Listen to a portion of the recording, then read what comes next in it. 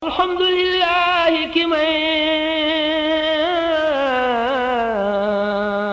ginnaaw bi ñu amee yéenay taxawal fondation soppey Serigne Saliou Mbacké ci atum 2018 2019 Serigne Cheikh Ahmadou Mbacké Saliou jox leen digal lu lee bokk na ci objectifu fondation soppey Serigne Saliou Mbacké ziar général bi ñuy amal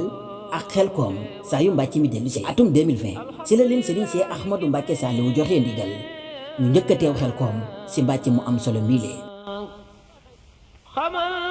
bu wér te di ma may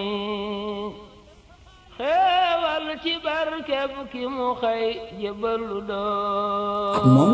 mu nekk première fois bi fondation bi teew Xelkom ci liggéey bu am solo bi lee mu defoon ci lu mu ci mën ak lu mu ci mënul mbooleem mbokki taaliba yépp bàyyeekoo ci zone yu gën a fasantikoo ngir teew Xelkom lépp jëm ci jëfee ndigalul Serigne Cheikh Mbacké Saliou gi bërëb bii ñu naan Xelkom Serigne Saliou Mbacké daf ko fonkoon loolu moo tax saa yu Mbacké mi dellusee soppe yi ak taaliba yi dañuy riir wutali Xelkom xam lu xamul day taxa xam lu ko xam day dolli xam liggéey boobule kenn mënu ci F3S F3S jëf la bu àndul ak wax nu jëm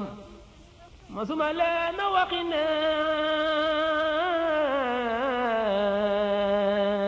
épisode yi mën ngeen di ko seetaan mercredi bu jot maanaam àllarba ak samedi ci cellule de communication F3S yu dee fi way ñu dul kemam